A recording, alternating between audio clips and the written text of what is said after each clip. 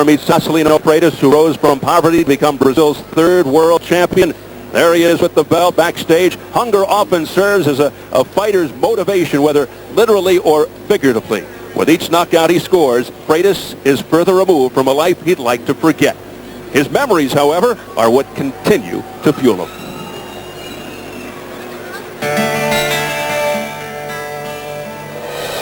I think of the past when I slept on the floor and when I didn't have anything to eat at home.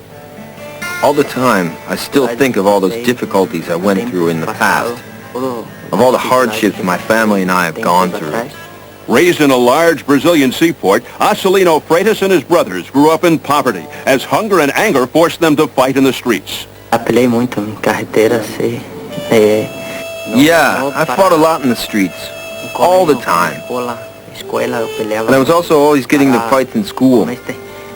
I did it so I could get something to eat.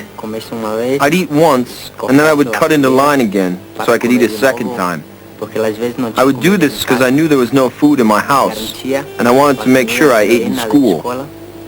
Wanting a better life for himself and his family, Freitas took his fighting skills from the streets to the gym. I support my brothers, I support my brothers' children, I support my dad, I support my mom, I support everyone in my family, everyone in my house. But then again, my family's support is what motivates me. I look at boxing as a job, like a profession, and as a professional I know I must strive to win. After only 4 years and 19 fights, Freitas won the WBO 130-pound championship, accomplishing his childhood dream of providing for his family. I feel like a real champion because I bought my mom a house, and the championship paid for the house. Freitas has earned a reputation as one of boxing's biggest power punchers, winning 29 of his 30 bouts by knockout. Yet his critics wonder if he's a one-dimensional fighter who has yet to meet top-notch competition. I think those are people who don't have anything better to do. They would be better served in a different profession. They don't pay real attention to boxing, and they say anything they want. For me, the victory is more important than the knockout. The victory is what counts. A great champion doesn't just pursue knockouts. Who can understand the motivations of a champion? What incites them to rise above mediocrity, to reach for greatness? For Marcelino Freitas, the answer is simple. Up until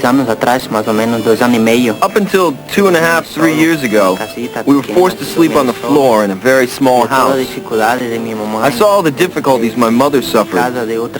She washed other people's homes, clothes, everything. And that motivates me in the ring because I want to keep my family from going back there again. You have to have a purpose in life, and mine is to take care of my family. Everybody. Straight-ahead style plus the layoff. Do you expect McCullough to come out as he always does? You know, Steve, most fighters don't change too much, especially their basic nature. And I expect McCullough probably be a little slower. Been a long layoff. He might have matured in his thought process a little bit. And he thinks that maybe if he starts a little slower, it's to his advantage. But somewhere in the first 2 or 3 rounds, he's going to revert back to what got him here. That's how he's effective. That's how he wins. Let's check the numbers as we go to the tail of the tape. McCullough is now 31. The height nearly even. Brown with a 3-inch reach advantage at yesterday's weigh-in. McCullough was just under, Brown just over. It's a non-title fight. Tonight, McCullough 132, Brown 132 as well. And the key rules for this bout: no standing 8 count, no 3 knockdown rule. A fighter cannot be saved by the bell in any round. If an accidental headbutt occurs before the end of the 4th, it's a technical draw. After the end of 4, they will go to the scorecards. So here at the Cox Pavillion, getting ready for Wayne McCullough and Alvin Brown, featherweight scheduled for 10. The introductions from our ring announcer, Jimmy Lennon Jr. Well, fans, this bout coming your way as a featherweight special attraction. It is once again brought to you courtesy of Arthur Palullo's Banner Promotions and America presents in association with Showtime, Green Valley Ranch, Station Casino, and Budweiser, the undisputed king of beers. Our physician at ringside, appointed by the Nevada State Athletic Commission. Our lead doctor is Dr. Margaret Goodman, along with Dr. James Game, Dr. William Berliner, and Dr. Jeff Davidson.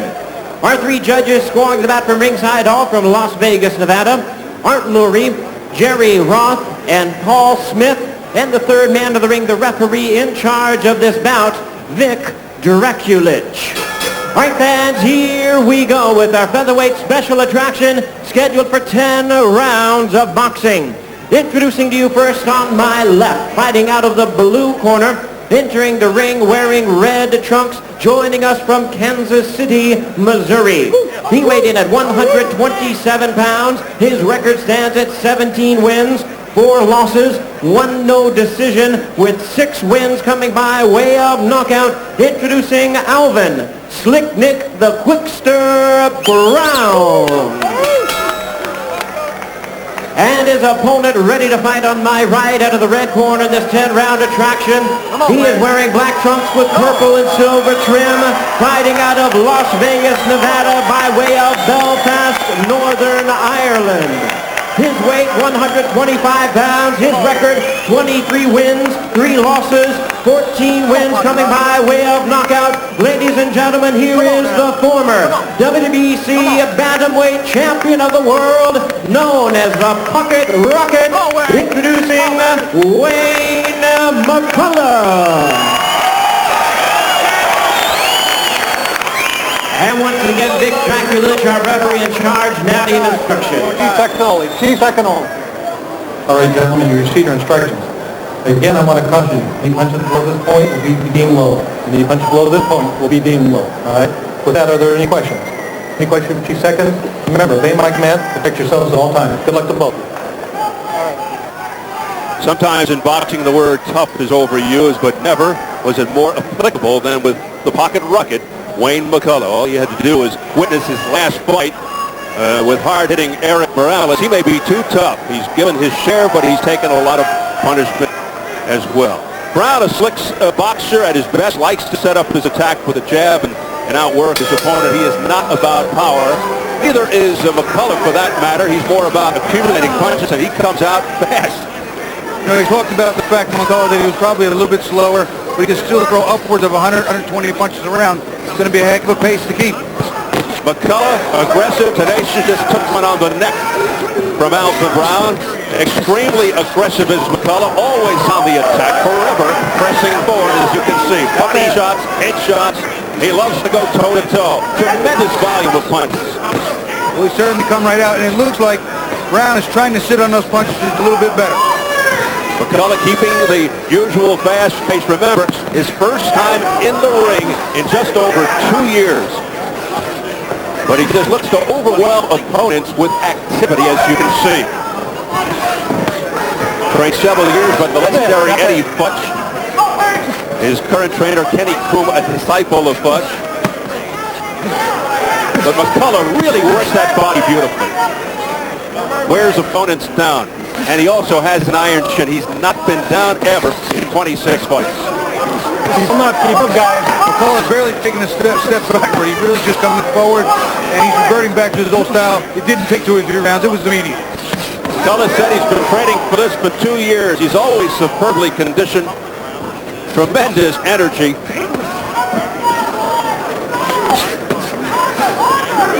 And we'll see if this thing goes deep, if the inactivity is a factor in McCullough.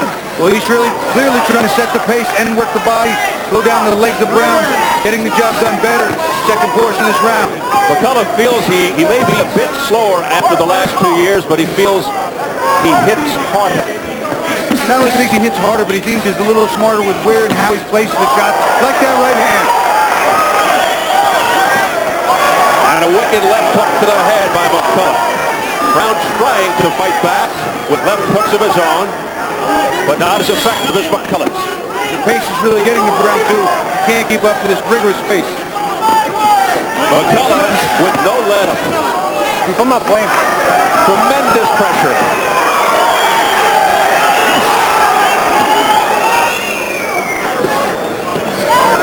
He will not let Brown take a breath. Look it up. Very clean. Heavy right hand there by Brown. Another right hand to the head by Brown. Brown's landing now with a left, too. Brown landed 2 beautiful right hands and a left hook, and McCullough barely flinched. A beautiful right hand to the body. Good recovery towards the end of the round by the unheralded Brown.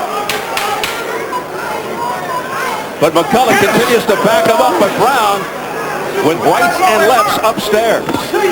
Missed with that right hand, Brown.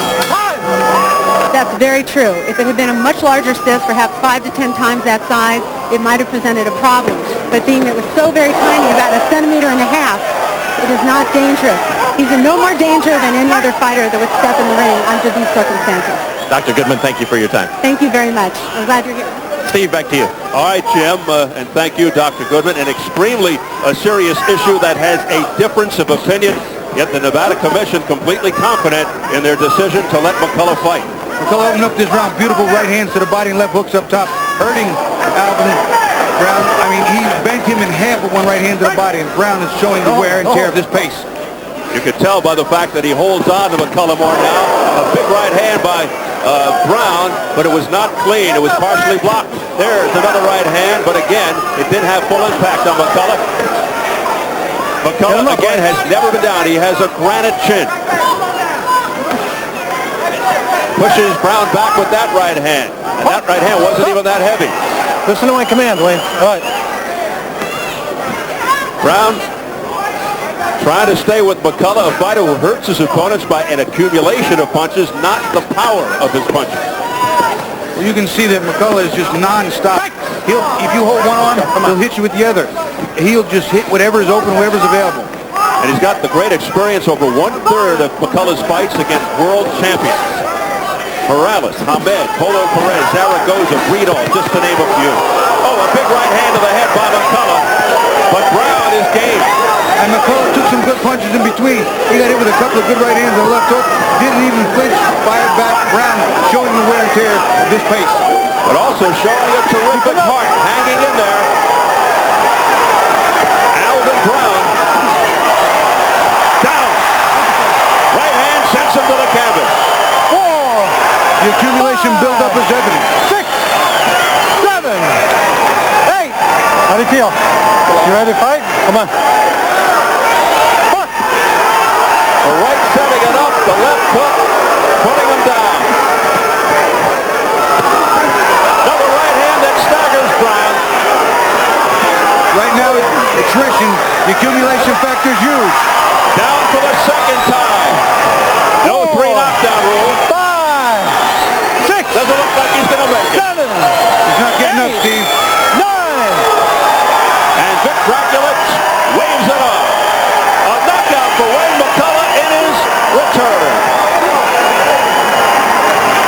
And he does it early, round 2.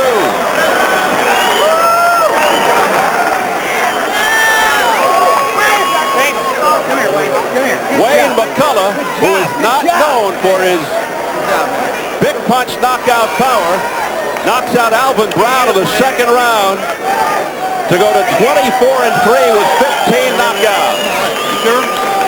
But Alvin Brown hanging in there as much as he could, gets a little peck on the cheek. Some consolation from the winner, Wayne McCullough, who's really one of the nicest people, most affable, engaging gentlemen in the sport. Here's a guy who was told that the next punch to the head could kill him.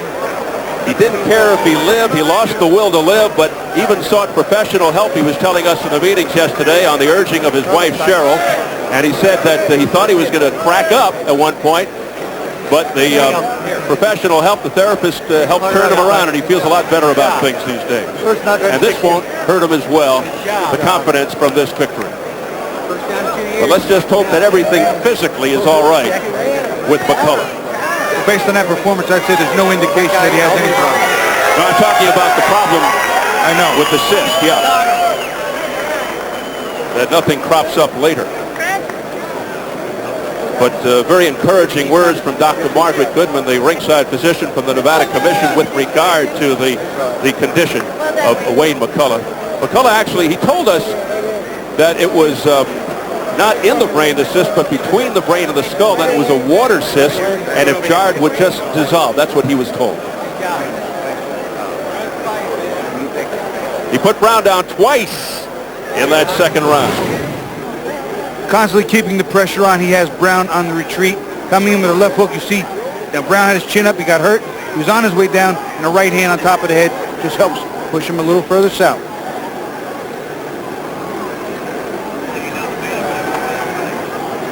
Here's another look at that knockdown. Once again, McCullough keeping the pressure on. Brown got his head up in the air, gets hit with a clean left hook. You see the jaw snap. He's on his way to the ground, and that right hand, insignificant. Brown was already, for all intents and purposes, on the ground. And here's the final KO. Brown's trying to recover, just not get barraged. The left hook to the body's not real strong. The right hand lands on top of the head. That body shot, I believe, hurt a lot. That's what put him down. Left hook, kidneys.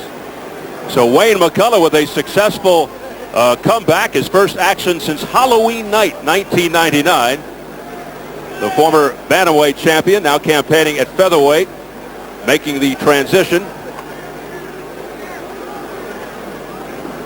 The relatively unknown Alvin Brown falls to 17-5. We'll take a last look at the knockout. Punches on the inside here, not real effective. That shot, glancing. There's a left hook underneath. He's been down once and he's hurt, but that left hook, look, you can see his knees buckle, his elbow come down. That took the wind out of the sails, and that just made him quit. I think his spirit was taken with that body shot. He hung in there as long as he possibly could, but by coincidence, his friend Mike McCallum taught him to snatch the body from time to time. The old body snatcher, that's right. Well, the possibility now of McCullough going down to 122 to fight WBC champ Willie Horin. He said, McCullough said he wants a rematch with Prince Nassim Hamed. He extended Hamed 12 rounds, although he lost a one-sided decision to the Prince, and his dream fight would be with Marco Antonio Barrera. Let's get the official word from our ring announcer, Jimmy Lennon Jr.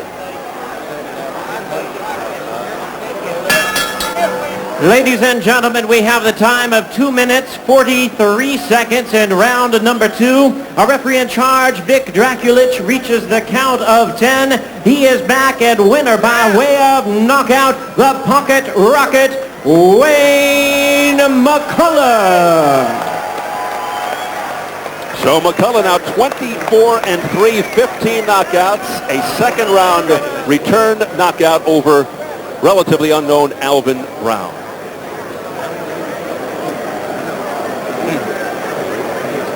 So now McCullough can go back, shower, relax, and get ready for the big main event that the fans here came to see. Joel Casamayor versus Acelino Freitas. Now that is to unify the WBA and WBO 130-pound championships. Casamayor and Freitas are waiting in the wings. Standing by right now with Wayne McCullough, the Pocket Rocket, is our Jim Gray. Jim? All right, thank you, Steve. I guess, Wayne, it's been 2 years and 3 months. First of all, how do you feel? I feel great. First of all, I want to thank God for getting me through this fight. Nobody got hurt, but 2 years, 3 months out of the ring. But me and Kenny Crew, my trainer, working hard. It's good to be back. Haven't had a knockout in 6 years. And this guy was a real guy, 17-4, the gerbil kid, and he's only been stopped once. Now, Wayne, you were told that the next blow to your head, without the headgear, could lead to your demise, could lead to your death. When you took that first blow to your head in the first round, what went through your mind? Well, the British board told me one more blow to the head was going to kill me, and my career was over. It was different with these small blows on, and actually he hit me a good right hand, and I think it was at the beginning of the second round, a big looping shot, and I was like, I don't want to hit any more of these shots, and I kept my hand up, but I didn't worry about the problem they told me about, and I just get on with my job. Kenny Crew, my trainer, told me to take my time, use the jab and work the body, and I just wanted to take my time. Before we look at the highlights of this, is there any concern in your mind that you feel okay now, but there could be some damage down the line by continuing to fight? No, because every doctor that ever looked at me has cleared me. I've had 14 of the top neurosurgeons around the world, and 4 of them is the British Boxing Board's own, but they won't give me a license over there. I went to UCLA to see the top doctors possible. I've went through every test possible, and one of the fighters who wants to go through every test, to make sure I'm okay. I've got a lovely wife and a little daughter that I'm more worried about them. So why would I fight if it was a risk? But it is important to you to fight back there, and if they won't give you a license, you're going to have to continue your career elsewhere, correct? Yeah, I can fight in Dublin because it's under the Irish boxing, but I can't fight in Belfast because it's under the British. Yeah, and they're stopping me from fighting in Belfast. I could drive 40 minutes from Belfast and fight on the border. Let's take a look at the shots that you gave to Alvin in the first knockdown here. I was trying to take my time, use the jab, work the left hook, and then I was trying to get the right hand underneath to the body. That was a good left hook. It's one of the best I've thrown in a long time. Just grazed him right there, though. Yeah, just cut him on the point of the chin. And I knew he was going to get back up. And now this is the end of the fight right here, Wayne. I just wanted to jump straight on. In the past, I haven't been jumping on the guys, and I wanted to stay right on top of the guy. As soon as he moves, I wanted to be where he was, and straight down. Were you rusty? I mean, did it feel like you were back on the bike, or did you feel like, I need training wheels? I've been in the gym for 2 years, and I let my sparring partners wear fight gloves and sparring for the first few weeks, and it was crazy, like a crazy Irishman. But I needed to do something like that to get sharp, and it definitely kept me sharp when I stepped into the real thing. And it's great to be back in front of my home Vegas fans. Have been here for 9 years in my Las Vegas. You consider them your home fans now, huh? And I want to thank Showtime for putting me on, because no other television station would put me on because of my problem, and I want to thank Showtime. All right, well, we look forward to having you again. We hope you feel good, and congratulations, Wayne. Thank you. Thanks very much. Thank you. Steve, back to you.